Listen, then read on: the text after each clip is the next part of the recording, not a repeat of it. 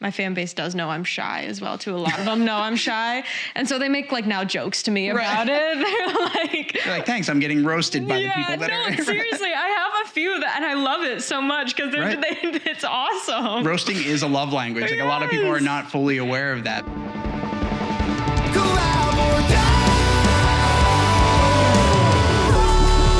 We're always collaborating at all times with the universe. That always like fascinated me. Like they never tell you that when you get into doing anything in the creative sense that you also need to invest in like lots of storage space and hard drive space, and then don't even not to mention the cameras you got to get, the SD cards you have to get. Oh yeah, don't forget these lenses. It's like, how did this like thing that I really loved doing as a hobby before turn into a double-digit $1,000 expenditure? I'm on my 3rd hard drive, and they're quite expensive because you can't have the ones that are like cheaper because it'll crash. You gotta have solid states. Can't have. Actually, my 4th hard drive, because one did crash and I lost everything on it. That is very sad. The absolute worst. Very sad. I had past tense an 8 terabyte hard drive that I used as sort of like backup storage, and it was on one of like the older magnetic drives, and I have like everything my band has ever done. Like every tour, every show, every like practice we decided to record, just like all of this stuff that I knew would be important at some point. And it just died recently. No. And it was one of those situations where like if I slapped it a couple times, it would like start to hum and it would spin the disc and I could maybe get some stuff off of it. And then it eventually died. So now I'm at the point where I actually have to send out like pieces of this hard drive because I thought I could take it apart and fix it. Learned the hard way. And so now I just actually have to send the disc in so that they can like, they're going to have to retrofit it to another Western Digital old school style hard drive. I was filming a music video. We had just gotten done. It was kind of a stressful day and we just had finished it. Which one? It was for A Little Bit More. So it was a cover video. Okay. And we had just finished and I put it into my computer to dump footage. Suddenly, it's not there. Nothing is there. They recorded it. They know they recorded it, but there was like this error that popped up and they had other footage on there that they had filmed for other people. Like the card was just gone.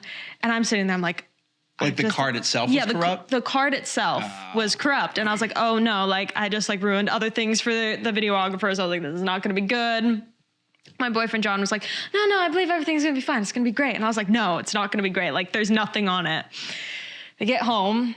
And like 3 hours later, they text me and they're like, we have it all back. I don't know how they did it, but it took them 3 hours to get it back, but it was on the card. I think that there's something to be said for the companies that exist solely for this instance. Like they're like, oh, you having a problem with your SD card? Well, for $300, you can get this solved in the next couple hours, which seems to be what your deadline is. Yeah. Yeah, it's this, every industry that has to do with the creative world it's hard because you look at being a creative as somebody that you want to be able to invest into your art and focus on your art. And then it is so totally shifted into this realm where like you have to be, it's like any business has to also kind of look at themselves like a media department and they have to have like that video side of things. But the technology part for sure. How are we looking? Are we all situated? I think it looks really good. The only thing I would say is like, don't cut him off too much if he's talking, right? That's why I put the headphones in so that I can like, when you talk, it like shuts me up because you're right in my ear, but you do not have to worry about that. You can interact.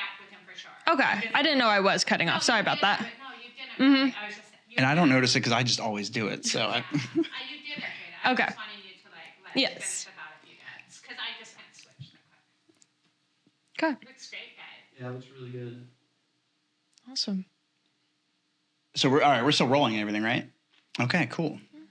All right, well, so just so you know, this is my 8th episode. I'm on my mission to get to 21 episodes. Congrats. This an 8. It's actually one of my favorite numbers. So 8 and 4. Ooh. So this is a ceremonious number for me. It's a lucky number. Yeah. Love that. So Jada Facer, thank you so much for coming on the podcast. This is awesome. Thank you for having me. I started seeing your videos. I don't think I actually watched a video of yours until I started doing some work with Alex last year, about a year and a half ago. And now you pop up on my recommended on YouTube, like all the time. Like I haven't subscribed yet. Like I'm going to it. It was like a conscious thing that I wanted to do, but I hadn't seen much of your stuff until probably the last like 6 months where everything just started to get, my recommended for YouTube is just constantly, it's like you, and which is good. I mean, props to you because you're dropping videos consistently enough that like YouTube knows to throw that stuff my way.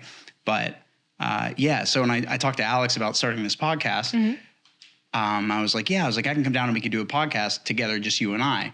And he was like, well, if you're down here, like I should just like rally the troops and see who else wants to do it. I love this. The idea is that the podcast is a conversation that you don't get to normally have with like interviewers, because the standard interview is like, oh, how did you get into music? Which I want to know. Like I'm curious about that, but I think that a lot of interviews are left with this like short time limit, and they have to get like the core tenets of their ideas out. Yes. And so when you do that, you really don't get into like the nitty gritty of how you feel about things. Yeah. And I'm more interested in that. Like as a viewer, I'm personally more interested in that, especially with like, are you a Beatles fan at all by chance? I am, yes. So did you watch Get Back at all on HBO? I haven't seen it, but it looks so good. It's annoyingly captivating. Like I was never a huge Beatles fan. I know the hits like that. I'm just probably like the every American type, Beatles listener.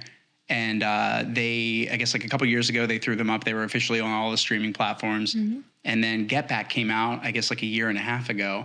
And you're watching these moments of these quintessential Beatles songs as they are being developed. Like you're seeing them be birthed in, their brains. It's insane. And it's really, really good. I did not expect to love it as much as I did, but as far as like musician and band documentaries go, really, really good. And so in the spirit of that, I think that there's a lot that we as artists don't really get to talk about. Yeah. And so one of those things that is like the most near and dear thing to me that's really kind of been the big resurgence in my life over the last couple of years has been this power of collaboration. And I think it's almost like second to none. I think it's the only reason anybody ever really sees success is to branch out and be working with other people. It's not, you can't do anything by yourself entirely. Like you could do some things by yourself, but you can't do everything by yourself. No, I fully agree with you. I think that's the biggest part of it.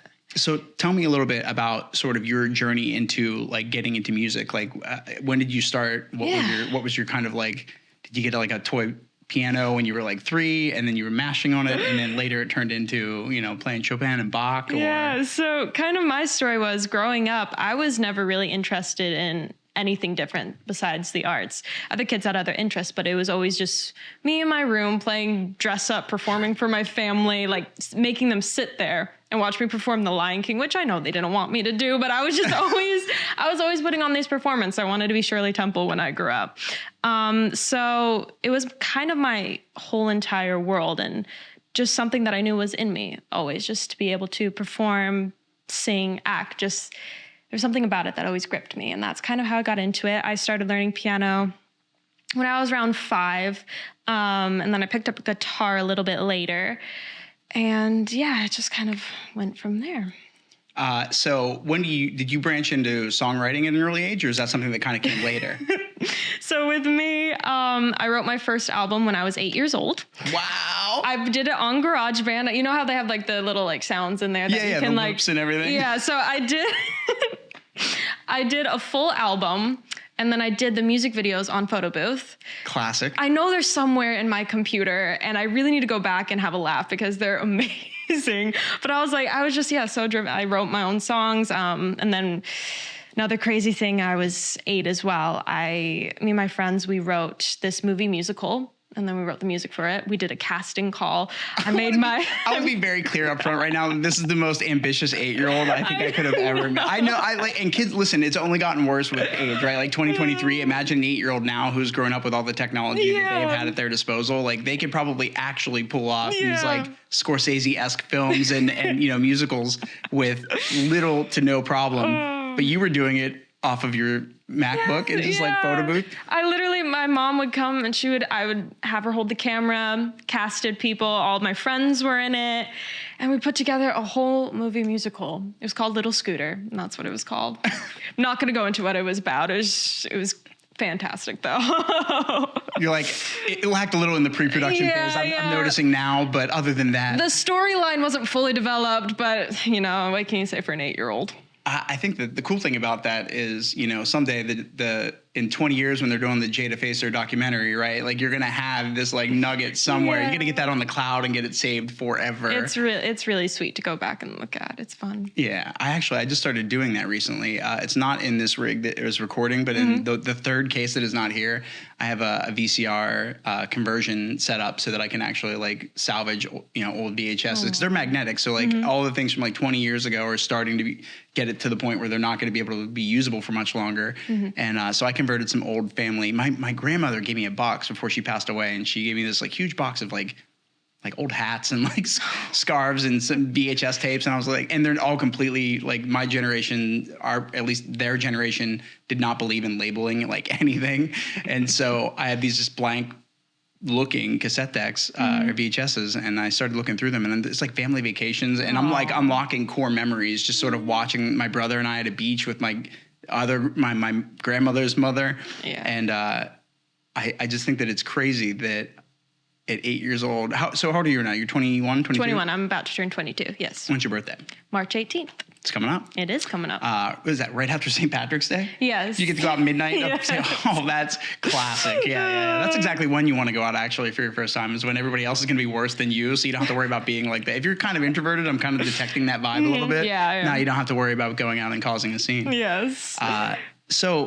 And then Alex actually just told me before we came over here, he was like, oh yeah, she also does acting too. Like she's like an actress. And I was like, okay, like where did that come from? So you're like a triple threat. Yeah. Right. Musicals. And then you got your, the music career is, I guess, like your primary. Is that like the thing that you focus on the most? Or you kind of like, it's always been even for me. I mean, music is definitely something I can control more, where acting, it's in the hands of other people. Right. So, but, growing up, as I was going in for auditions, because I didn't have life experiences, for the roles that I would audition for, I would write like a theme song for the show. So that was kind of like, I would put characters' feelings and storylines into songs. And that's kind of how I even developed my songwriting skills more, was using these other people's experiences. Interesting. You use the kind of the parallel between your want to get into the acting field and then your ability to do songwriting. Yes. Is that how you kind of explored the characters? Yeah, it was also a technique to get more into the characters and how they were feeling. But it was also just kind of fun for me to do. I don't know why I did it. Yeah. It's an exercise. I think like there's so neurologically our brains are wired in such a way where like if you can do things that are registered as play and not things that you do for work, even if you love your passion, you to some degree can kind of get burnt out on the process of like doing the thing you love doing.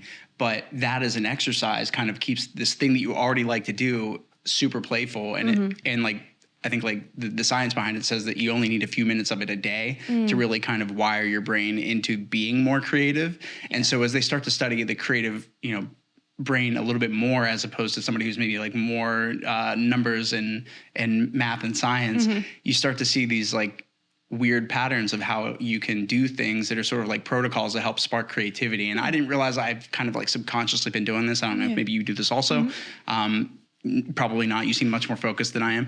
I'm really big into like one of the first things I like to do in the beginning of my day before I jump into any like client work or things that I have to do. I really like to go to like thrift stores or antique stores and just find like old, weird, intricate artifacts. Like, oh, here's an old genie lamp, or like, why? So cool. Like, I should probably have that. And and so just sort of doing that kind of sparks my brain. But for you, in this case, this, do you feel like you've kind of jumped now that you have more life experience, that you're eligible for more roles, or do you feel like you still have some growing to do? No, I think all life experiences just makes you a more developed person in a way, and be able to tap into maybe something you didn't fully understand a few years ago because you have these life experiences. Acting is very interesting because I love being able to go into another person for a while and be able to experience who this person is and feel what they're feeling and make other people feel what that character is. So it's a beautiful thing kind of growing up with learning that technique, because I feel like I did, in a sense, grow up a little faster because I was going into like these different scenarios and these different people all the time. Do you feel like you've, a lot of child stars, like I'm assuming you started acting at a younger age? Like when did you finally, when was your first acting gig, I guess? I was nine years old. Okay, what did you do? I believe, what was the first one? I think the first like big thing I did was a mini series on Hallmark. It was like this Christmas show. And that was kind of like my first like on TV My type. mom is going to be so stoked right now. This is like when October 31st, she had the Christmas tree up this year before Halloween was over. And then too. it is Hallmark for the next 2 months. Like my poor stepdad, like he has to fight to watch any sports programming for that period of time. So the fact that you're in, do you remember, what was the name of the movie? It was called Love's Christmas Journey. Love's Christmas Journey. Love's Christmas Journey. Does it still air?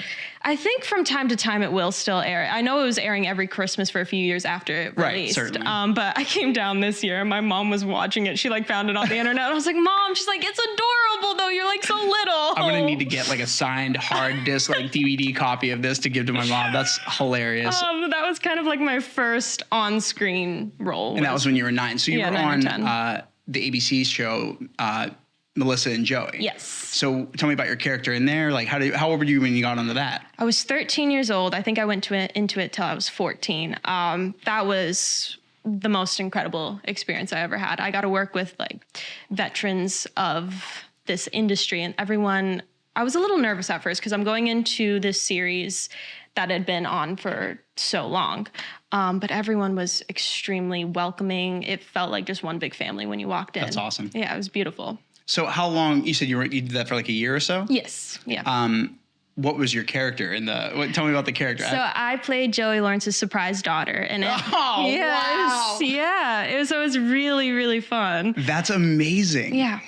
Blossom, super huge show. I remember my sisters watching that whenever I was a kid. And that is so funny because I was too young to really be into the show. It was kind of like a little before my time, but I ended up watching a lot of it anyway because of my older sisters. And to think that like later it's just funny how small the world gets really quickly. Yeah. And you kind of jumped into this echelon of like, as far as an ABC, like that's like a multicam sitcom style, like family show. That must've been awesome. Did that kind of like open a lot more doors for you afterward? It was just the people I'd met. It's just so nice to have. Sorry, I lost my train of thought. Like 2 seconds. Did you like just doing that show? Do you feel like it opened up more doors and opportunities for you afterwards? Like, have you done much more acting since then, or? During COVID, everything kind of slowed down. Yeah. Classic. Yeah, you lost 2 years too. Weird. So it was an interesting period in my life because I was kind of going through some personal things after that. So I felt like in my mind, I wasn't mentally kind of prepared to go into more things after that. But I still auditioned, still worked really hard for it. And the acting industry is always so up and down with things. But do you have a direction you'd like to go in? Is there like what kind of, as an actress yourself, I'm assuming you also digest a lot of media. So what do you like to watch? What are the things that you kind of are into? Ooh, I love my horror films and my mysteries and all that fun stuff. I don't understand what the obsession with like true crime dramas and like horror films and women. It's like the thing that could be would like, I guess ideologically be the scariest thing to be super into. Women like gravitate towards it. They absolutely love it. I don't know. It's like there's two end of the spectrums for me. So I'm really into like the horror films, but then I love sitcom. I love sitting down and watching a sitcom, and then being able to be on a sitcom. You have the live audience that's watching you while you're doing it. It feels very much like you're on stage. So they did have a live audience then? Yes, they did. Okay, so it wasn't like laugh track added in post kind of a situation. No, yeah. It was a live audience. So that is also very exciting. Yeah. You're stepping into an arena when you walk out on the stage. Yeah. That's really awesome. Yeah. So where did they film at? They filmed that in Studio City. What was the name of the studio? It was so long ago. Paramount. It was not Paramount. What was it called? No. I think it's the CBS. Go back. Yeah, we're going to go back. Sorry, I got flustered. You can say it again. So where did you guys film that? We filmed that in Studio City at the CBS lot. At the CBS lot.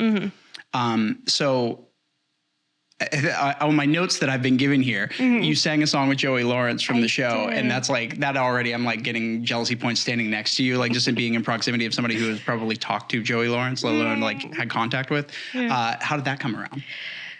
It was probably one of the best things that have ever happened to me. The episode was called Face the Music because my last name is Facer. So they named it after me. When Joey found out that I sang and everything and that he sang, they're like, why don't we do a whole episode around this? And so we got to sing together. I got to sing solo. I got to play. And it was just to have like it felt like an honor to me. Like I was such a young kid. I was like, this is like an incredible experience that someone would do this for me, you know? That's really cool. Do you do casting calls and things like that now? Yes, or? Yeah? yes, I do. Is there anything that you've like had your eye on that you're kind of like gunning for right now? It's kind of different than I feel like a lot of people understand. Like you get your auditions and then some you just immediately are like, I love this role. And you get so attached to it.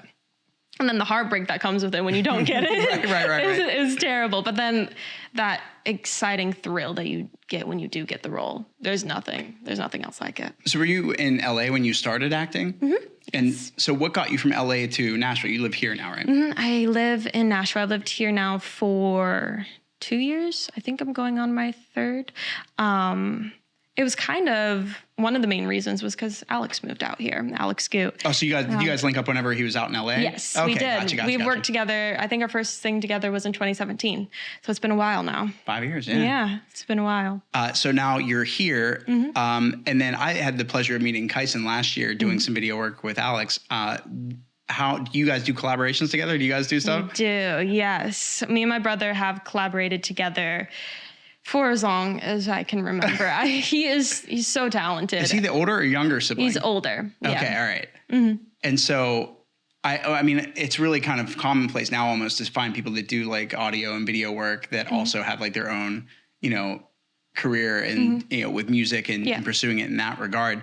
Do you guys, are you able to kind of like feed off of each other? Like you guys kind of like my brother is a really good drummer, but my other brother is really good at guitar, and he had a band whenever I was in high school that kind of inspired me to, it was like, he was the first person that kind of opened the gate in my eyes that like I could pursue doing this thing. Like, oh, I listen to music on the radio, but this is my brother. Like, how is this, like, what is happening here? Yeah. And so, I mean, I didn't take the leap into my music career until after I actually graduated college, but just the idea that I can like send them tracks and have them like, you're my litmus test. Like, you know what we listened to growing up. You know what I'm into.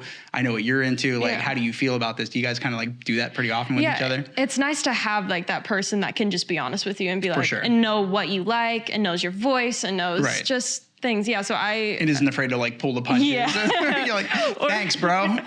Or like when we've written together, he'll just be like, no, we can do better. And I'm like, thank you for just though, like being honest and not like sugarcoating it. Well, like, yeah, maybe we can think of something. He's just like, no, you can come up with better. Like, I know you can. So that is to me, like one of the quintessential parts of the collaborative process is where you are, I think a lot of people think that when you're collaborating, it's everybody just throwing their ideas into the pot and you're just trying to find a way to make all that work. But I think really like real collaboration is being honest with yourself and a group of other people, whether it's one person or, more. Where you can be like, okay, like here's my idea, and you can put it up against another idea in that same segment and be like, actually my idea is not as strong. Let's go with your idea. And so our motto, like for my band, Relic Hearts, like our idea is always whatever serves the song best. Like none of them can be your babies, or you're going to get attached and you're going to get stuck to it and you're not going to grow with it at all. But I think it's important that you have to be able to hear when things are bad. I mean, I think every artist goes through a point where they don't want to hear that their stuff is not great.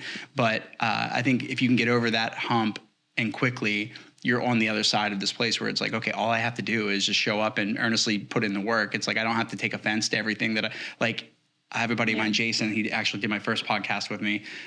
He sits down sometimes and as an exercise, he's like, all right, today I'm going to write a song that sucks. Like, I can't wait. And like, just like try to write a song that's not good. Like go out of your way. You almost can't, because by proxy of taking yourself out of the stress of trying to write something really good, you're now in this place where you can just write authentically. And that's where I think the real stuff the real meat and bones of the good music that I think everybody individually feels like they put out comes from. Yeah. Do you have any collaborations that are coming up right now?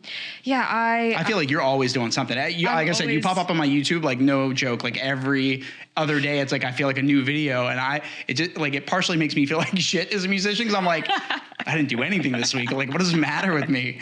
And so that's like, so thank you for the added fire under my ass at any given point in time. Just going to bed at night and just seeing a new video and be like, I didn't get anything out this week. I didn't get anything out this month, actually. Like, what am I doing? So what do you have coming up? I have so much always coming up. I'm constantly collaborating with people. I think that's one of the reasons that it keeps it fun and exciting and makes you still want to do it. I feel like when you kind of box yourself in, you don't get those other ideas. I'm sorry, I hit that. You don't get these other ideas from other people. that just bring a new spirit into your thing. So I have a few things coming out. I just had an original song released. I just saw it. Yep. I just listened to it on the way over here. Oh, thank you. I was very, very excited and happy with that one. John and I have a few things coming out. We're working on an original right now. We're doing covers together. My friend Jonah Baker, we're actually going out to Indiana. That's my last name, Baker, actually. Baker. Yeah, Maybe you guys are related. I highly doubt it. I couldn't be that lucky. They seem like they probably have much better luck than I do. Oh, I love it. So actually tomorrow I'm going out there and I'm collaborating on stuff with Jonah. He's producing a few things for me. I'm constantly working with Alex, who's up there right now. But lurking in the shadows. Everything looks great, guys. Yeah, it's looking good. Me and Alex, we're always working together. He's doing tracks for me, mixing. We're collaborating on songs together. So I have a really busy year. I think like if nothing new pops up, I have up until like May or April, like booked. Yeah. Yeah, that's good. Yeah, and I've never been this far out. I'm like, wow, this is like kind of interesting. Like I'm prepared. Well, it's what's good about it is it lets you keep the momentum going. Mm-hmm. Like you don't have like one of the things that I think a lot of artists mess up on their release strategies for a lot of things is that they release this one thing and then they're like, all right, that's got to be the ticket. Like everybody always says, it only takes one song to change your life. But if you don't follow the momentum, if you're not able to really kind of like keep it going and like you want to basically get it to the point where you're at the peak of each piece that you release, whether it's like even just like a social post to get the attention out there or whether or not it's you've actually dropped the track and now you need to start focusing on, the music video's coming up and then, after that, here's a behind the scenes thing. Or just like you always building. need these. You just constantly got to build. And if you're booked that far out, I mean, that's a testament to the fact that you've been doing that up until now and that you clearly plan on doing it moving forward. Yeah, I think Christmas, because everyone takes a break during Christmas. That month, that December 15th to like January 15th where everybody ducks off. Yeah, so during that time, I really I was like, oh, I got a lot done during that time, which was really nice. Yeah, I feel like that too. I notice a lot of my creative friends do not. Like they're like, man, like this is my time to just kind of detox. Yeah, which is also healthy too. Certainly. I think like everything in moderation, including moderation. If I'm in a place where I have that much free time, though, I almost feel like this isn't work. This thing I love doing isn't actually work to me, especially if I can find time to do it not under the pressure of a deadline.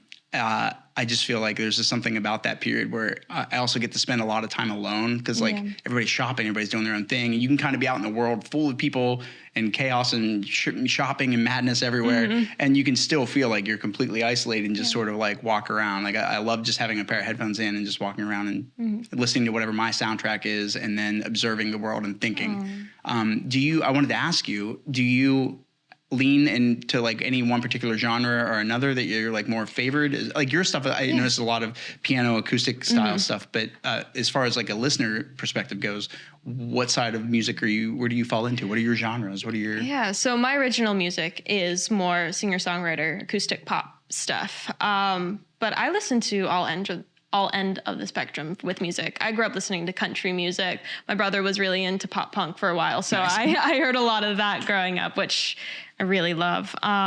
Singer-songwriter stuff, fully pop stuff. I mean, I grew up listening to Taylor Swift. She was probably the reason I started writing music. Got to give Taylor Swift my 8-year-old self credit. Yeah, that probably didn't make sense, that sentence, but hey.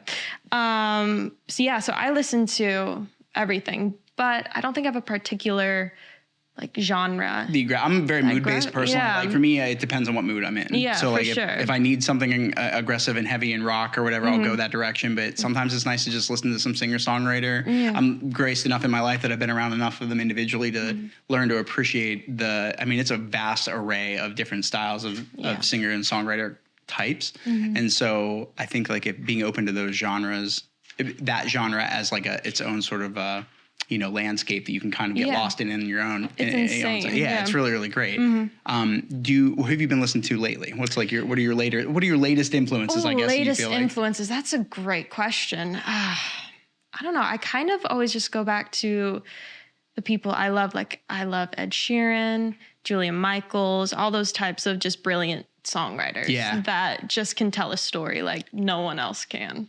I feel like that's one of the things that is like so transparent about certain like Ed Sheeran specifically. I mean, he's the kind of person where he sounds great when he's fully produced, but then you hear like something super stripped down, and that's really great. And I think it was I want to say like the Kerrang Awards or some UK award show that took place last year, and they did a collaboration on his song Bad Habits with Bring Me the Horizon. So you got this like metalcore genre and him. And so then we had actually covered it in that genre like several months before. Oh, cool. And then, you know, just to see like a few months later that they were doing this major award show, and then these two unlikely culprits that you would stick together and have do a collaboration like that, sounded a lot like ours, which was really interesting. Probably stole it. Start the rumors. But the fact that, I mean, that's to me is like, that's the real testament of really good songwriting is you can see it, you can hear it in any genre. Yeah. Like I can take the singer-songwriter thing and put it in the rock world, put it in the country world, put it in, and you almost enjoy hearing it in these different incarnations, which is really what's, I think, so funny about the cover collaborative world of YouTube and like TikTok right now is that we are just more receptive to it than ever. It used to be like, certain artists would cover a song and it was like they'd only do one. Yeah. And then maybe that was like a big radio push for them. And then after that, it was like all back to the originals. They don't really do anything else. Or maybe they do something special live. But it's almost like kind of commonplace. It's like an easiest way to earn your bread and butter for a living is to be able to do covers that you can use as a means of, getting yourself out there. And it's like, if you can record everything yourself and film your own videos and release all these things yourself, it's essentially free marketing for you to find a new way to express a song that everybody already knows. Do you have any like past collaborations that you've worked on that have been like more favored to you or?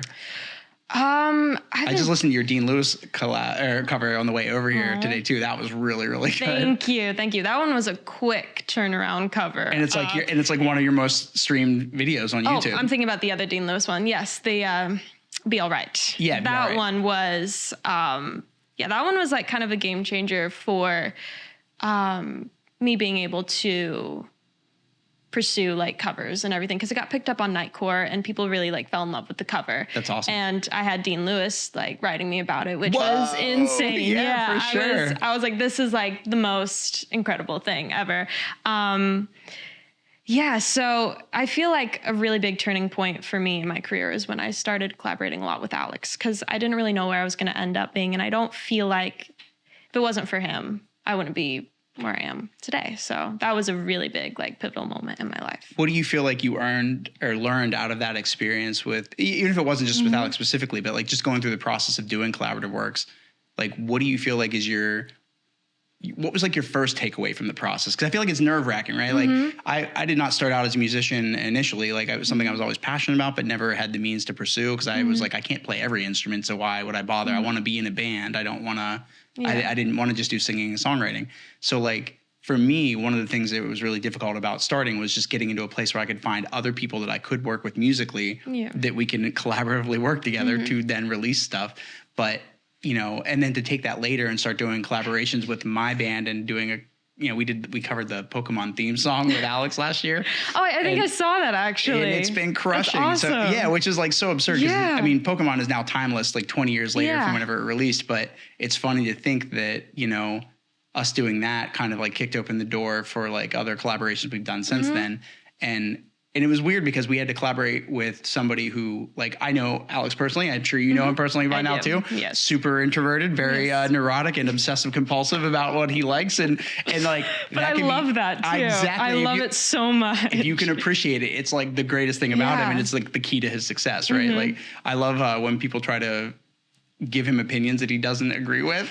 And he's like, I'm responsible for billions with a B views on YouTube. I think I know what I'm talking about. Oh my gosh. To his credit, the proof is in the pudding. Yeah. So like, what were your takeaways from working with him? Alex, I love like how much he cares about a cover we're doing. And he will do that mix so many times until we get it right, which I appreciate so much. There's so much love that goes into everything we touch. And he always says, if we don't like it, then what's the point of putting it out if we're not confident about it? Yeah, there is something to be said for people that are like, oh, well, the recipe for making money on YouTube is just doing covers and knocking them out. It's like they are certainly not all created equal. There were other like metal or rock covers of the Pokemon theme song. And like when we set out to do it, he was like, oh, I already just know by the way you guys write that yours is going to be way better. Like, let's do this. Let's get into this. That's awesome, then yeah. I was down here working with him. And have you met the guys in First to 11 yet? I don't think I have. I know my brother has, but I don't think I have yet. Oh yeah, because he's filmed. He's filmed for them. So I met them while we were filming, and I had my guitar player just rip out like a skeleton of the demo of what it would sound like, and he was like, "Oh yes, get this done. Like, come back in like 2 or 3 weeks, and we'll film the video for it."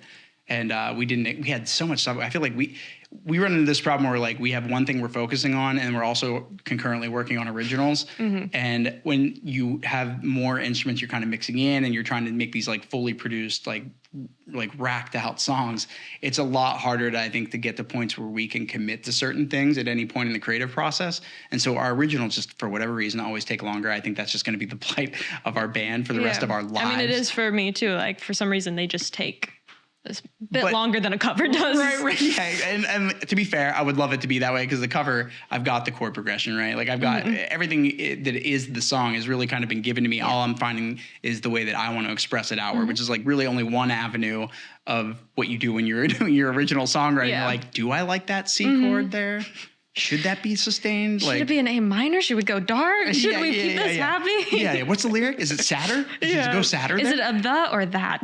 Yeah. Or is it me or may? I gotta know. Like I don't know what's gonna phonetically fit in there.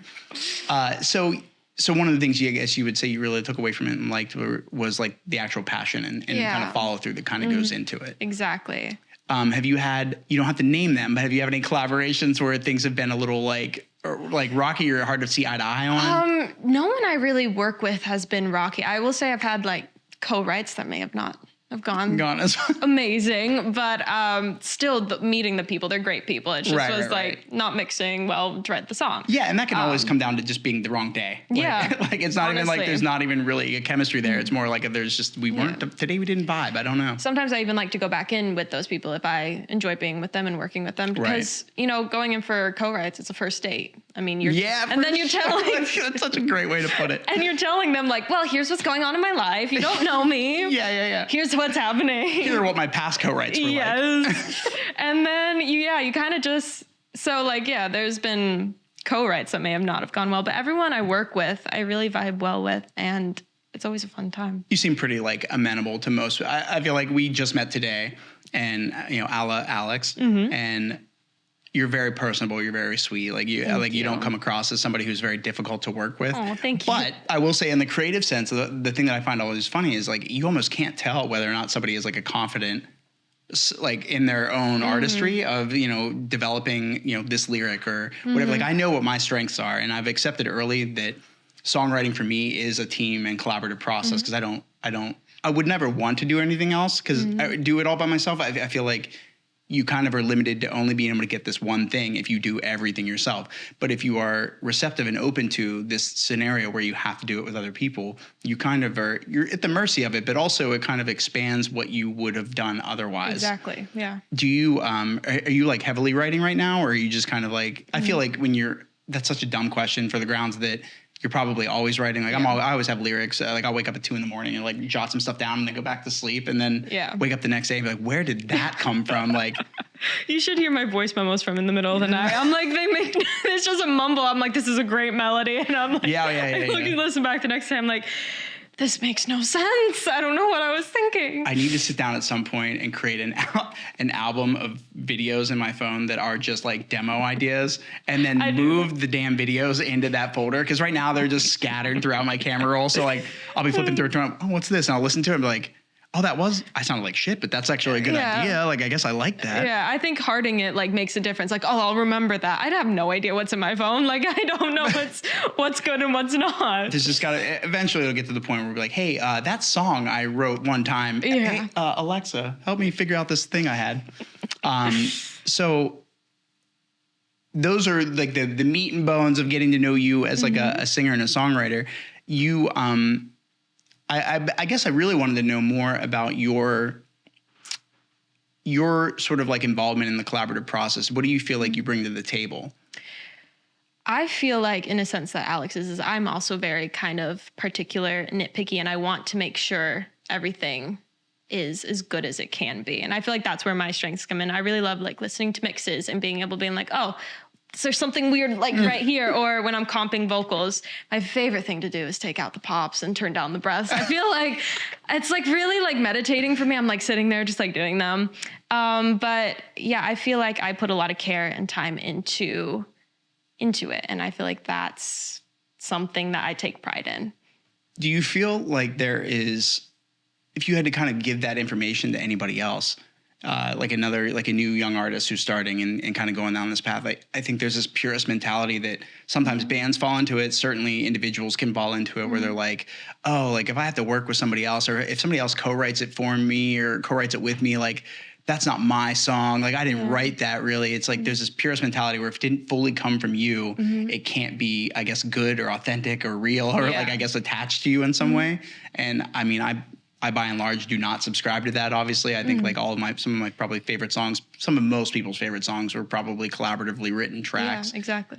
What would be like your advice for the person who is kind of in that mental state where they're like, oh, like if somebody co-writes it with me, like that's not, I didn't earn that, I guess, that song. See, so when I started co-writing, I never really had that mentality.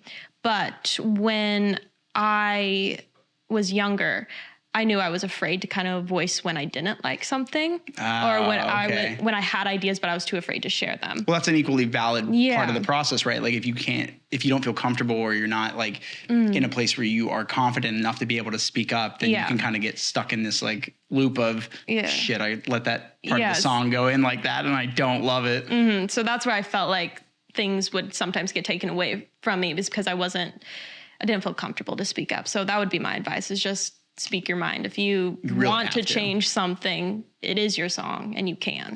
And I think in a positively charged collaborative environment, you should know that that's like a part of the process. Yeah. Like you know really quickly if you're gonna have like the difficulty I've ever had with working with another artist or other producer has come when you have an idea and they're like, it's almost like it bothers them to have to take the time to do this thing. And it's not even that they maybe don't like the idea. It's that they're maybe lazy in regards to like not wanting to go back and retract that part. Cause then we'll just have to fix these drums and blah. It's like, yeah, but is that not the better thing to do? Like, and that's, I guess, another advantage too. Do you do a lot of recording from home, or do you go to the studios a lot? Or I do a lot from home, but I will go to the studios from time to time. But majority of it is at home. And so the benefit of that is, I'm like, what is the rush? Like, what? Like, if I've got the time to fix it, now it's just a matter of implementing that time into my schedule and saying, oh yeah, I'm going to sit down and retract this thing today. Yeah.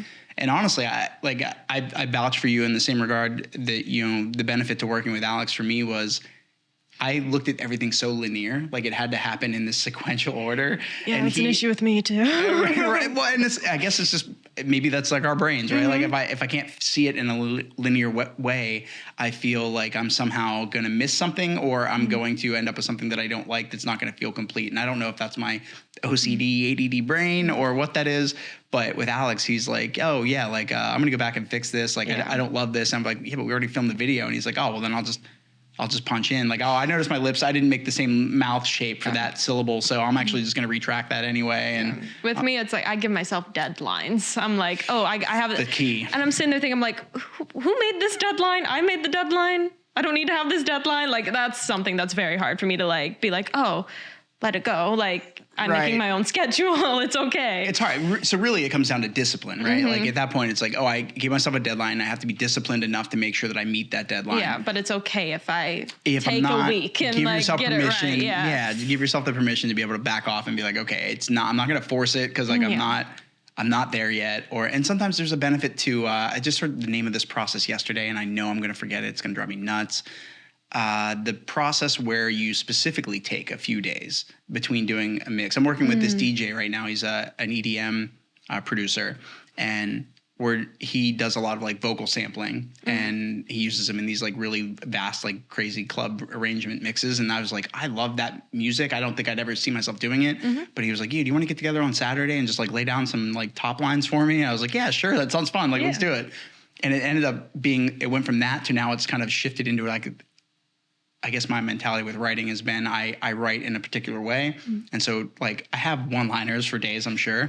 But in this case, I was writing like stanzas. And so they started to like build out into a song that was like not intentional. So he's actually been like rearranging the whole thing. But the idea that he would work on a song basically for like 6 hours before he'd start doing work in the day, and then go to work. And then whenever he was done, be like, I'm not going to visit that for like another couple days. Cause like if I keep doing it right now, I'm going to get burnout on it. Especially like the audio fatigue is real. Like if you listen to anything all day, especially in like a longer tracking session. Oh yeah. Like that you're tired for a totally different reason. It's not like you were maybe moving a lot, but your brain is ready for bed. You are exhausted after that. And people don't understand that. I think that they look at it like it's, you go into a studio and it's really easy and that you're going to come like, I never understood the mythos of people going into the studio with like drinking and smoking weed. I'm like, bro, I can't. Like, how are you going to get anything done? Yeah. You're here for 8 hours today and you just spent at least 3 of them messing around. And then like certain members of my band, if they're not tracking, they're like power nappers in the studio. Oh, like amazing. those couches everywhere. It's amazing. So you've got probably an onslaught of originals that are in your catalog right now. And you have collaborations booked out until May. I do. Whew. What's the next thing you have coming out?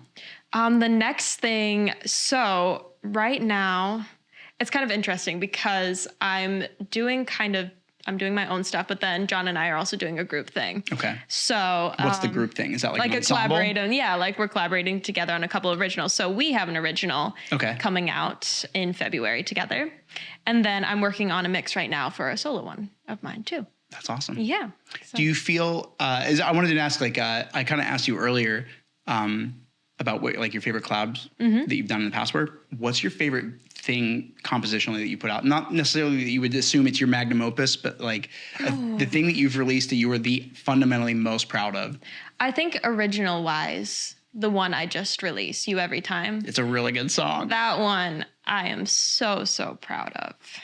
Can you walk me through a little bit of like the writing process for that? Yeah, so that one... Is there any co-writing to that, or is that all you? On the bridge, my friend Tyler Ward and I, we co-wrote that. Oh, okay, yeah. But I came in with kind of like this song. So what happened was I had writer's block for a few months. I could not get out of writer's block.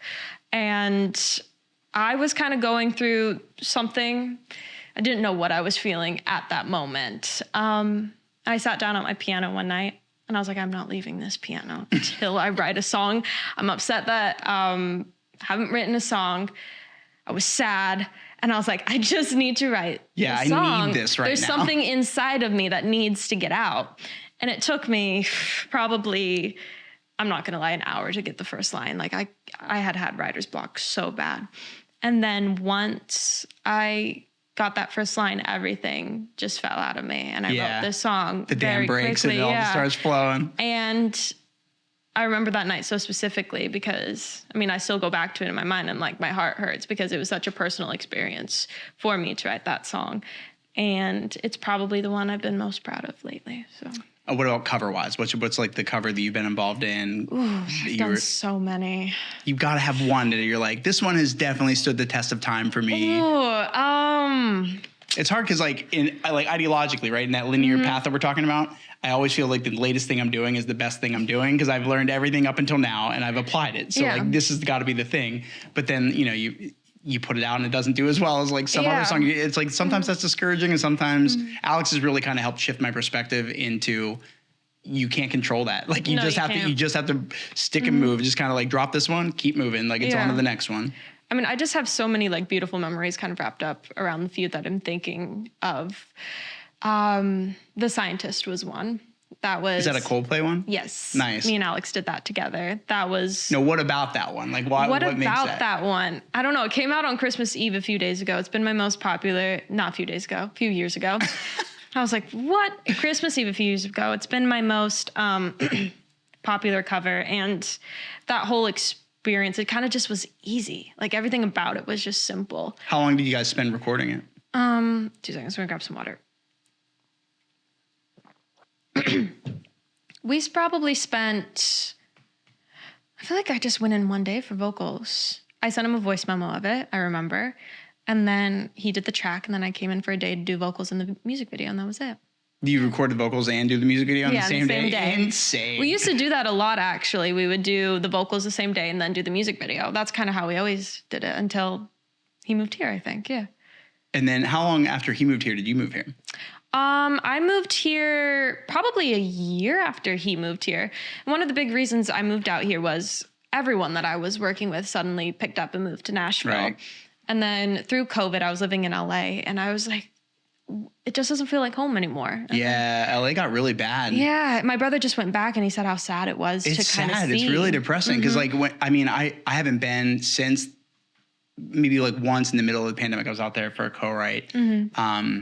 And I remember walking around and being like, wow, it's just like, it's depressing. Like everything was really closed, like all like the vitality and the life of it. I remember getting on, I want to forget what it was, what road we were on, what highway we were on. It was between LAX and I want to say like Yorba Linda maybe. And the road we were taking to get there was like barren. It was like the shortest drive on that road I'd ever taken. I was like, I've never had this road not take less than, an hour to get to where I needed to go. Yeah. And, but before like all this kind of like culture and life. And I guess supposedly it's kind of like remained that way for the most part. And, but yeah, Nashville in the interim has become this like home away from home for a lot of those creatives. It's been a beautiful experience moving out here. I feel like I've grown a lot as a person and as an artist. Do you do many like auditions for acting in this area? Like, I feel like that's probably something that's developing a little bit more in this area. I think it's developing. That's what I've heard, but it's been all on tape. Really? Yeah, everything's been on tape. They'll have callbacks, and that'll be in LA or wherever they're doing callbacks at. But first rounds are through self-tapes. Do you have like are you like a fan of the Marvel movies, or like are there any like Disney movies that you would love to see yourself in? I am. I'm not like a huge like Marvel like superhero person, but I do enjoy the movies a lot. I mean, those are life changing. Of course, I would want to see me in one of those. I mean, like, yes. Have you ever thought about doing like voice acting at all? I did voiceover when I was younger, and I'd do it from time to time, but not a passion, obviously. Not like they can't see you. They can't, like, how am I supposed to get famous off of my voice? Like, that's absurd. No, it just there's some people that are so talented with like doing voice characters, and I was like, that's my voice, and here we are. I did a few dubbing things for like other languages and stuff, but like, that's cool. Yeah, so that was fun. So I guess when you're here now, I heard you were talking to your mom when you got here. Was it you that just bought the house? It's both of us. It's my mom's house, but I think I'm like gonna be on it. So yeah. That's awesome. Yeah, so I'm excited. Is it your first house? Since it's our first house we've owned since I was 8. Oh, that's nice. So it's something you can build out and build into. So I'm really happy to finally, I've moved, I think 9 times in like the last 6 years. It's a lot. Been a lot of moving. Yeah. So I'm happy to have a place where I can settle and I can get me like my little upright piano that I've been wanting for a second, a real piano. It's good to have a good home base. Like for me, I live in State College, Pennsylvania. Obviously we're doing this podcast remote. I drove down so I could bring all my equipment down to be able to do the podcast the way that I want to. We could have done this remote, obviously, but there's a certain aesthetic that I think you lose when you do it that way. And so I think it would be a very specific type of person I would want to do a remote interview with. I'd really have to know them because otherwise it's just like, it's too easy to feel like the weird dead space in between everything. But one of the things I've loved about being there is that it almost doesn't require me to be there at all in order for it to be home, So like that's just where I go to no matter what. It's like I've got clients there, I've got work there that I can do, and I've sort of built my career in that area. But like I still love travel. Like that doesn't change that. It's hard because in my area, a lot of people that live there don't get out of the town. Like they have either never left the town or never left the state, have never gone like west of Ohio or something like that. And I cannot imagine that being my life at all. I've traveled too much of the world to unsee it and think that it would be okay to not do that stuff. But there's definitely something to be said for like having that place, that staple, that thing that is your home, and no matter what, when you've got that there for you. And when you have a sturdy foundation like that, and you're not in that midst of moving 6 times in 9 years or 9 times in 6 years. I think it's something like that. Like that, you're able to really kind of branch outward from there. You've got this place where you planted the tree, and now it can grow.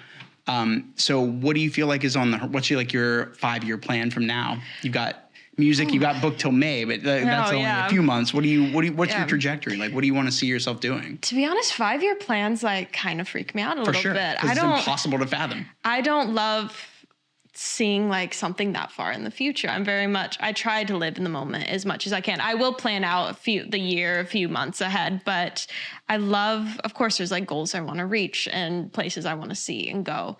But I feel like I'm too I don't know how to explain it. It's a little scary though to think about. Well, I use it more as like an exercise. Like to me, the 5-year marker is like, it's just some innocuous number that you give to like really it's just like, what do you want your trajectory to be? Like, what would you like to see be some of the end game results of the work that you're putting in? Because I'm sure you go to like acting schools or anything like that, or do like workshops? I do private coaching.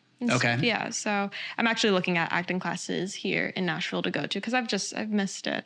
You're around other people that are into the passion too. It, so and if it's not I guess like a toxic competitive environment, you can actually like, if you're smart, if people were smart about it, they go to those situations to really grow and learn and reach out and not be like, no, I'm the star and I got to learn all the things. And this person's it's like this famine mentality of like, there's not enough talent that can be learned if everybody's here learning it. It's crazy to think, no, not at all. I mean, I miss acting with all my heart. Like I would love to get back into it and be consistent. I would love to see I'm so excited to see where my music is going in the future. Cause I feel like we said, got the house, like everything is feeling kind of like settled for me to be able to be like, okay, I'm ready for this new chapter in my life. Are you fully moved into the new house yet? Oh no, we signed yesterday. So no, it'll be April. I think we're moving in once the house is fully ready.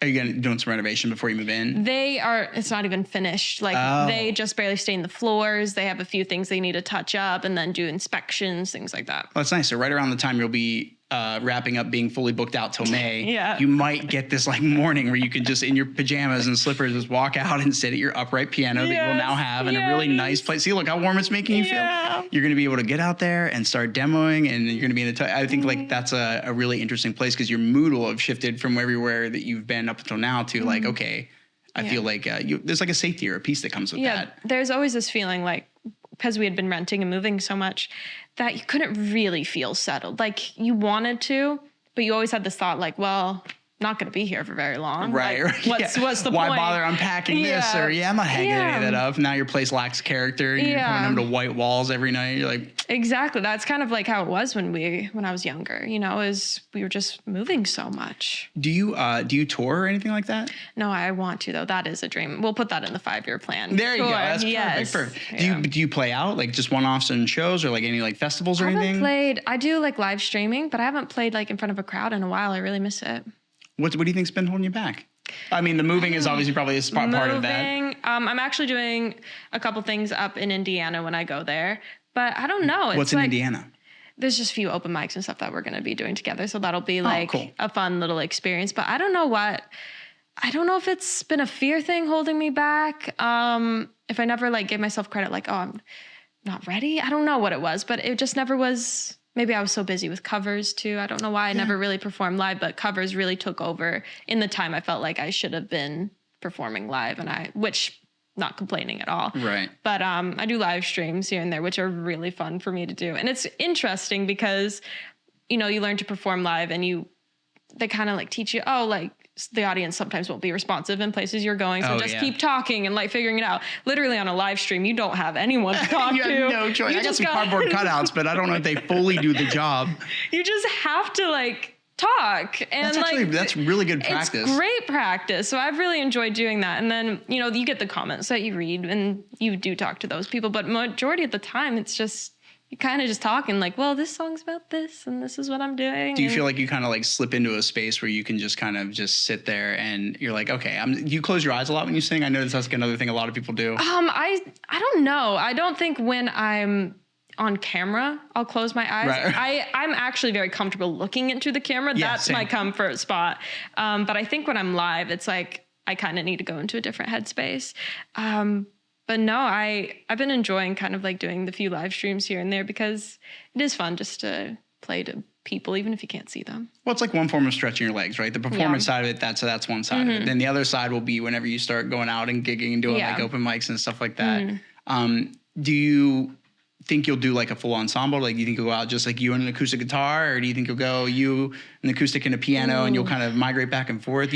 I think about sets, like when we build out our sets, for example, I think a lot about the show we're trying to put on. And so my thought process is, okay, I don't just want to play these songs in some sequence of orders that has no real sort of like meaning or bearing to like what we're trying to accomplish here. Like I want to put on a show and I want to build in moments. Yeah. And so even if I don't sing an entire song, I'll put like the instrumental part of the beginning part of a song where there's no music playing, but it's just like this, backing tracked instrumental for like maybe 45 seconds or something. And I'll sing the intro line, let it kind of tail out, and then like let this little dead space exist for just a second, and then the next kind of intro to the next song starts to swell in. Cool. And so I think a lot about the show that I'm designing when we're getting ready to go out and play shows.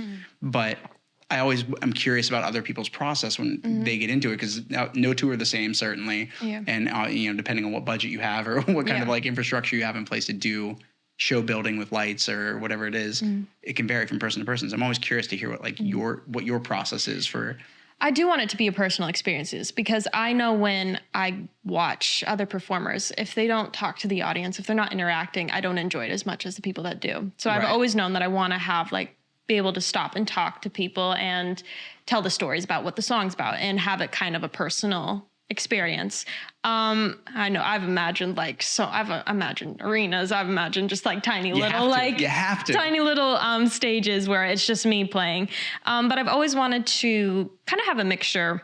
I play a couple songs maybe on guitar and piano, and then also I would love to have people playing for me or something like that. Yeah, well, it's easier to have hired guns and come out on it. If you get a big enough tour offer or like a big enough opportunity to do something like that, it's easy to find the people that you can get together with, arrange that set, and have them there to do it. And there's no stake for them in the pie of how much money that's going to make you in the back end. So you can just focus on like, hey, especially in Nashville, like you're like in the place where if you want to find somebody who's really good that you can get to go out with you. So much talent here. It's incredible to see. But yeah, because I love like also performing and being able to move around and stuff. I would love to have a lot of the show that way. I don't know. I've never even like done a real big show, but that's kind of like in my dream world.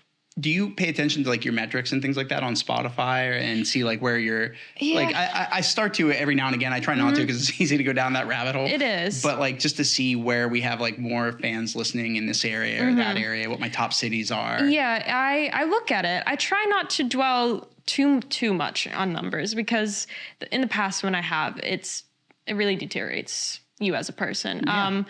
But it is really interesting to see where the people are listening from, where my fan base is. And it's so cool. They're all across the world. It's insane to like think like, like Indonesia and Australia and United Kingdom, United States, it's everywhere. It's insane. Do you have a pretty good like relationship with your fans? Are you pretty like engaged with them? Yeah, I really try, because I'm so shy. It's like, it's easier to do it that way. Yeah, I'm so shy. I really try to have some sort of relationship with them, because I wouldn't have anything without them. Right? Yeah, exactly. For sure. I think I'm so grateful for all of them. I know I don't know them like personally, but I know a lot of them through the internet, and I see their comments pop up, and I know exactly who they are, and it's an incredible thing. It's like so. I don't even know how to explain the feeling. That's my favorite part, is telling people that you almost can't explain it. It's like I have somehow connected with somebody that I've never met. I know. With this thing that I've done that I did born from my heart. Like this is just something that I've always wanted to do, and it's brought people out to hear. Like we played a festival in Indonesia in 2018 or 2019, and there were these like, they reminded me of the Indonesian version of what me and all my hoodlum friends were when we were in high school. Oh. And they show up and they're wearing like, they're all punked out, and they've got like necklaces and bracelets and stuff like that, and rings and stuff on. And I played the show, and they just would like, when we left, like, they did not want to leave me alone. They wanted to, they had questions, and like they were singing every word, like in not their native language. And I had this denim vest on that I had like made, and I had like customized and like had patched it out and stuff like that. And this one person was like, yeah, like this song you wrote really helped me out in a really tough time. And I was like, that was like, it was just really special, because I felt like it's not like you need the validation, right? But it's certainly really nice to know that you can have an impact doing this thing that you like, that is obvious. There's so much work that goes into it. It's hard to remember that that's also some of the, like the end goal you're looking for, is these real connections. To have like that human being like, no, that was how I felt too. Right. You know? And I'm like, oh yeah, I guess we're not in this alone. This huge human experience is very, very collaborative and collective. So I gave him my denim vest. Aww. And he was like, I'm going to always wear this. I'm going to always wear this. And we had such a good time while we were out there. And I remember before we walked on stage, we headlined on a Saturday. And I just remember the intro music had started, drummer's out, everybody's out on stage. I'm about to go out in like 30 seconds. It was like the only time I really had the entire time we were there to just be like, just be grateful. Like I'm just here. I'm glad that I'm here. I've done something with my life that I never thought immediately, or, you know, like you say, you envision the arenas, right? I want to play to 10,000 people. Like, I can't wait, but you can't bank on it. And so when you get these like little monumental moments of, you know, just growth and like a particular moment that you're seeing real results that are almost like solely only manifested because you partook in this journey. It was just a really grateful and like powerful experience. So like, I think that some people in like my hometown is like not very big. It's a college town, so it's like it's really diverse, but for some reason, a lot of people that grow up in that area don't leave the area. And so this mentality for a lot of the musicians in my area is if you're not playing in all the bars that everybody goes to all the time, you're not a real band. It's like, interesting. What is, I know, like, but like I haven't had that experience because like I wrote music and we, so my band, we won an Ernie Ball Battle of the Bands in like 2010 to play on the Vans Warped Tour. It's just one stage on Scranton. And so we went and then we followed the tour for 2 weeks and like sold our CDs in the parking lots and inside the venue and stuff. And snuck in with our bracelets. It's Sorry, an incredible Kevin experience. Lyman. That's so fun. Yeah. It was like, I mean, one of the most transformative experiences of my life. And it came after I was already out of college. Yeah. And so then the following 2 years, we actually were on the tour. And I just remember like, I met all these different artists and you start realizing no journey is the same. Like every artist has this totally different experience. And in some regards that can feel like that's not fair because you feel like somebody's getting everything. And then you look at some people who are like, wow, they have less than we do. And they are happier than hell. Like, how is that even possible? And so there's this perspective that kind of comes into place with like where you are in your career. And for a long time, I'll be honest, like I just looked at it like, I'm not where I want to be. I don't have this accolade. I haven't gotten this award yet. I want a Grammy. I won an Emmy in 2019 for some of my video editing work. And I was like, all right, hell yeah. EGOT, like I'm on my way. I'm going to have to learn to dance eventually if I want to get that Tony. Like I pity whoever has to teach me, but I'm going to get there. Yeah. But the Grammy is definitely on the list. And, you know, so that's something I'm working towards. And so it's easy to become discouraged when you like have these like not unattainable, like, but they're lofty goals. Like and you have to set them because if you don't set the bar up to the roof and you don't make that effort, you can't get there. Even if you fall short of like this really high goal and high bar you set for yourself, you're usually further along than if you had set it to some attainable bar that you have and were able to accomplish really easily. It's like that didn't challenge me. I didn't really grow from that too much. It's just sort of like repeating the process. But yeah, I think it's really cool to hear how other people connect with their fans. And I feel like I'm terrible at it is because it's like the primary method of it has to be social media, right? Yeah. And I'll go like a month without looking at comments on YouTube because they're like, I think we're super lucky. Like for whatever reason, people do not shit on us relentlessly online. It's a lot of positive commentary. And so I'm really grateful for it. And when I do, I try to like get in, I go through the gambit. Like they're going to get the reply a month and a half later, but they're going to get a reply. Yeah, for sure. And it's there. And I'm like, and I'm grateful for it. But yeah, you know, you don't necessarily always make time. I don't always make time to just sit there and do the social media side of things. And so I guess I kind of wonder what other people's perspective is on that. Like that is a part of this collaborative endeavor in the music industry is you can't just do the music. You have to be this sort of like marketing empire dealing it. Are you pretty active on TikTok? I feel like in the sense, I'm not really the best at social media, but I try really hard to be responsive and to be commenting back to people. On TikTok, I just kind of do, you know, my covers or my videos that are on YouTube and just put them into vertical, and that's what I post. And I have I'm very lucky for my supporters and people that support my music. They are some of the kindest people ever. They're so happy every time I do an original song too. Even better. A lot of people, you know, they do the covers and then they don't want to hear the original music. And my fans are just, no, like, we love this, but where's like your original stuff? We want to hear that too. Yeah. Which I feel so thankful for. I mean, maybe I'm biased, but I think they're incredible. Yeah. I think like, to me, that's how we look at it. Like the covers are a great way to market and build up your numbers. And that's the thing I wanted to say earlier. I don't want to I don't mean to say the numbers as if they're not like tangible people that are listening to your stuff. Like these are real people that are out there. And I think it's hard when you lose perspective of that to maintain the integrity you want to have with like an authentic fan base. But it seems like you are pretty like integrally attached to your fan base. And the fact that they want to see your originals is awesome. And what's funny is my fan base does know I'm shy as well too. A lot of them know I'm shy. And so they make like now jokes to me about it. They're like, thanks, I'm getting roasted by the people that are. Seriously, I have a few and I love it so much because it's awesome. Roasting is a love language. Like a lot of people are not fully aware of that. But I think it's so funny when I get like a funny comment back from me. I'm like, that was good. Like, thank you. Do you have any artists you'd like to collaborate with that you maybe don't have the contact with yet? Or there's so many. I mean, T Swift, obviously, get that one. Get that one on the roster. I've always wanted to co-write with Julia Michaels. I think that would be. I just want to see how she writes. I just think that would be an experience in itself, just to see how she comes up with a song. I wonder how many artists don't realize that they're actually in that position already, where like not necessarily want a masterclass, right? But like there was this period of time where artists that were singers in bands were offering singing lessons. I'm like, you're good. I don't know if you're teaching me singing lessons good.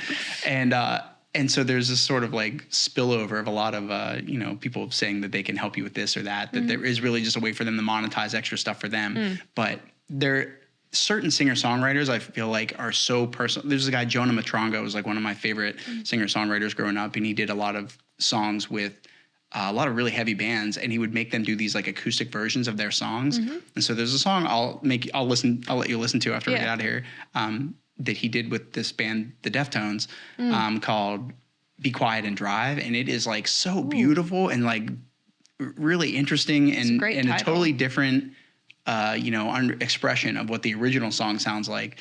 And, it would have been one of those things where I would love to be able to sit down and just pick his brain, be like, do you offer this? Like, could you but they should hear that, right? Like Julian should know, like, you should definitely, if it's not a masterclass, like open it up to Skypes or like, is that something you would pay to go do? I don't know. She's just the way, I don't know how she comes up with her melodies, and they're so unique. Everything is so different. I would be so fascinated to learn about it.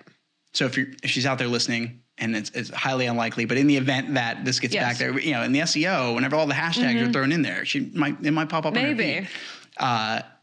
But I mean, I encourage that. Like, I think like you seem like you're pretty good at taking risks and like reaching out and like just taking the gamble. Like I do reach out. I feel like that's kind of the way that all my collaborators have happened, is me just taking a chance and being like, I know this is a chance, but would you want to work with me? And a lot of the times it's yes. And I think you get your few no's here and there or non-responses. Yeah, but it can never be a yes if you don't ask. Yeah. If it's never asked, you never know what's going to happen unless you ask. And that's kind of like the mentality I've had even for this past year. Is that how you met Alex? Was that like you just Alex reached out? Alex actually reached out to me. I've been working, but Tyler Ward, I had been working with him earlier, and I actually reached out. Long story, but I had reached out originally to Tyler, not about working together, just about I was in kind of a rough spot, and I was like, what church do you go to? And things like that. Really long story of getting into that.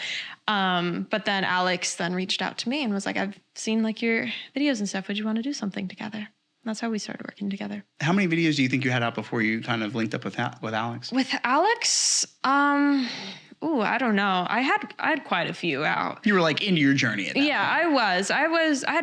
I had several out, but it really started like becoming almost not weekly, but very consistent when I started working with Alex. Before it was because he's a psychopath. He gets up at he's like, I crash with him every time I come down here to do video work. And he's like, I'm like, what time you want to get up tomorrow? Like praying it's 9:00. He's like, well, I've been getting up at 7:00, 8:00. I'm like, you got to be shitting me right now. Yeah. All right. And I know that just translates to him hearing me have my alarm go off right next to my head and not actually waking me up for like a rock solid half hour. Love probably. But yeah, that discipline, man, he has that. Like I'm an early riser too. I love it. I can't stay up late for the life of me. So I wake up early. Like, I'm ready for bed actually in about 2 hours. Yeah. Yeah. Honestly. No, but, yeah. So what is, I guess, trajectory from here to May? Like how are you, like, is it nonstop tracking and then you're just waiting to get stuff back, or? We've done the tracks for a few of them. So it's kind of like in the mixing process right now. I'm trying to do an original every 6 weeks with a cover in between. That's kind of the goal. And that's a pretty lofty goal. Like, I think like people think like 6 weeks, like, oh, well, it's a lot of time. Like, what are you going to do? Constant work. You know, you're constantly getting a mix back, or like, oh, I need to go in and punch this. I need to do this. So a lot of them are just kind of in the mixing process, or I'm doing vocals for them right now, but majority is mixing. Have you had difficulty with writing like lately? Have you had like any sort of like snags? You hit the writer's block earlier before you wrote, you know, you all the time? You every time. Every time. Yes. No, I haven't had any sort of writer's block like that since that song. I mean, I was doing my hair this morning and had a little like line pop into my head that I put into my phone. Like, let's just get where's my phone? Do you spend a lot of time using like tools to help you write? Are there like any like special tool? Like I use a program called Master Writer just because I like my weird niche thing is I like clever wordplay with lyrics, and so that can come in the form of any number of like, you know, using certain synonyms that are also kind of like oddly related to this other thing, and word families is like my big thing. So if I had that one line, and what was the one line that you came up with today? Oh shoot, now I can't even remember it. It was something like, I actually have it in my phone. Let me pull it up. Let's pull it up. This will be a perfect example. I'm positive of it. It was so rough. And I know I would like make it, I'm going to make it like, it's just super short, but it was really rough.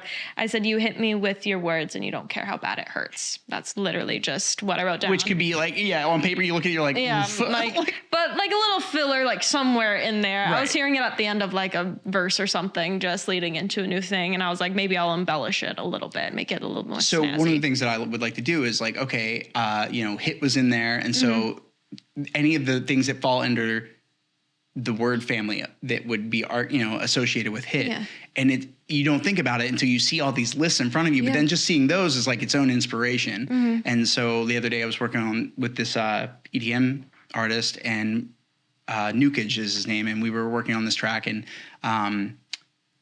Heaven was how's it go? The line is, it's hard to reach for heaven when you're spiraling through hell. Oh, cool. And so that was what we wanted to be the end line, but we had to find a way to get another word that rhymed with heaven earlier in the stanza, like in the two-line stanza before it. And so you look at like near rhymes, and there's like direction or any of the, but there are a bunch of words that are close enough to it, but don't necessarily rhyme exactly. But obviously you can kind of cheat that a little bit with melody and the way you express it.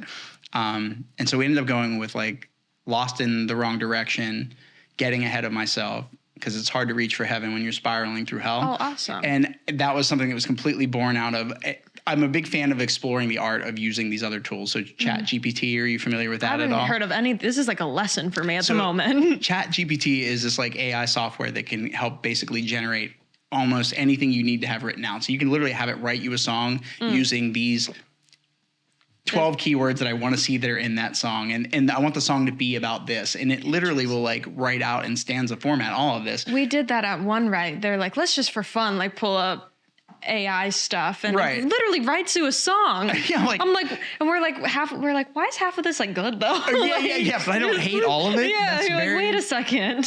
Is this how obsolete feels like? Is that what I'm looking for? And so, like we punched it in, and we were like, give me an alternate line for the second line that still feeds into the theme. So like I'm a big, advocate for using these tools in so far as they are tools to be used, and they're not doing the work. You're not writing the whole song for you. This is a very different scenario. Like I've seen the argument online. People are like, teachers are worried that kids are going to write their essays with this Chat GPT, and then they're not going to be able to find these essays anywhere else, because every time it generates something, it's a different one. And so they're like, this is absurd. Like this stuff needs to be outlawed. And the comparison that other people draw is, well, we taught math in different ways after we gave students calculators too. Like you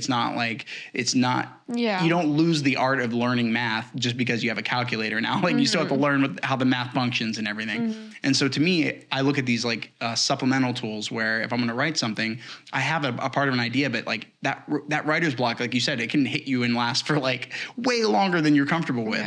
And so it's nice to be able to be like, I don't have anything, but this is what I'm feeling. And like, then it's just a matter of showing up and seeing things a lot of the times. That's what's great also about collaborating with other people is because you're like, I'll go in sometimes I'm like, I don't want this, like, I don't know what the line is, but it to sound like this or to have it say this, but rhyme. Like, how can we do this? Do you feel like you go into a writing session like with more vision than necessarily like clarity of exactly what you want? It just kind of depends. I'm very much a lyric person, so I love writing like poems and stories and going in with that. But then, you know, you're in a co-write, like things change and you adapt and you come up with something really beautiful a lot of the times. But yeah, I love coming in with a concept to be able to write around that, because sometimes it's just too hard. They're like, what am I supposed to write about? Where am I going with this? Yeah. If I don't have this one solid thing to hold on to, you know? My other question for you is how you write. Are you more like write on my notepad on my phone, or do you actually like physically write? Like some people prefer the actual act of the writing.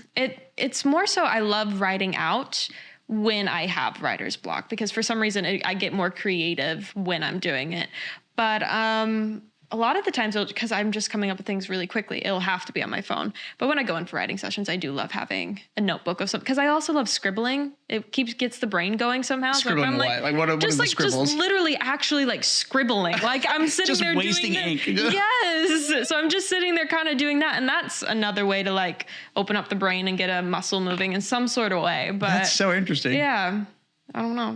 Do you like save them? You should be like saving these and signing these scribbles to be. That's a merch item. Like here's my book of scribbles. Like, I do have my songwriting notebook with all my scribbles. Do you have multiple songwritings? I do at this point. I have my first songwriting notebook I had when I was 8. I still have that in storage somewhere. I'm not throwing that away. That's sweet. Absolutely not. Yeah, shadow box. It goes up on the wall somewhere. Yeah, and then I have. Honestly, I think a lot of my songwriting notebooks have just been random notepads that were like my brother's old school work. Like that was in it, and then I've adopted it, and now. Do you do co-writes for other people? Like, do you feel like you are in a place where you enjoy helping other artists too, or do you love writing for other people? I haven't done it much, but when I do, it's a different form of writing. It's almost less pressure in a way because you're not writing for yourself, and so going into that, it's a fun experience, a different type of writing, but I do love it a lot.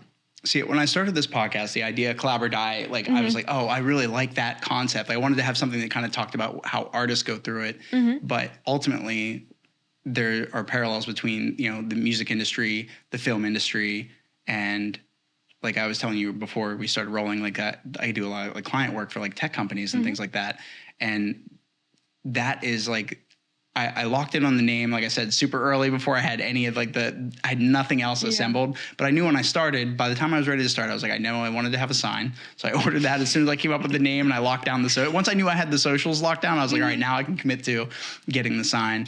And I get that. And then I'm like, okay, what's next? I'm like, okay, I gotta, I guess like start getting guests, I guess. Like, okay, well, what am I going to do this podcast about? I was like, I know I want it to be about collaboration and what that really kind of means. And so for me, it's easiest to gravitate towards other artists because I think we are more, inclined to be involved in that collaborative process just by proxy. Like we're always collaborating with everything. Like you got influences from all the artists you listen to. That is a part of the collaboration that's taking place in your brain. That's helping you fundamentally like shape chords and, you know, progressions and lyrics and all kinds of things. And so for me, like the big thing about this show is I want to be able to show people that is like where the real power lies. Like, I think people feel like it's scary to do. If it's not scary, it's like you have to be comfortable being vulnerable. And I'm pretty extroverted, I think, but and you would say you're an introvert, but there's something about it has nothing to do with either of those two things. It's really a matter of like how you can allow yourself to be vulnerable. Exactly. Because that's the only way the good stuff comes out. Like you just have to be willing to be like, I'm scared and I want people to know it. Yeah. Like that's a really empowering thing. And I wanted to say that when I was listening to you every time on the way over here, I was like, this is a really like thoughtful, considerate, and like very nuanced song that touches on very specific feelings that are not born from somewhere like Chat GPT or something else. No, and so like, none of that. And so that's why I'm not really worried about those tools kind of taking over, because I think we'll always be able to tell whether or not there was meaning behind something that got written. But that was for being the song you just released. I hope it does really well because it was really well written and it was really beautiful to listen to on the way over here. In the process of going through a breakup myself, so like it was like one of those songs. Like, damn, she just literally scored my breakup just now. I'm sorry. sorry. No, but that's Thank you, though. but it's a beautiful thing. Like it's not even remotely sad. Like I listen to it and I'm like, I'm really glad that I just exist in a world where that's even possible, that I could be going through an experience and randomly be doing a podcast with somebody I've never met, checking out her catalog and being like, this is insane that she wrote this song and just dropped it. And it's like aligns with this period. So I'm really, you're probably going to get a handful more streams out of me because of that. Thank you so much. Well, I wish you the best of luck on the new house and getting it set up and getting moved in. And I would love to maybe even reach out to you here in the future and do like have you pick your brain about some co-write sessions or something like that. I would love that. That sounds so fun. Thanks for being so sweet and kind, and thanks for coming on the show. Thank you for having me. I've enjoyed it a lot. I did too.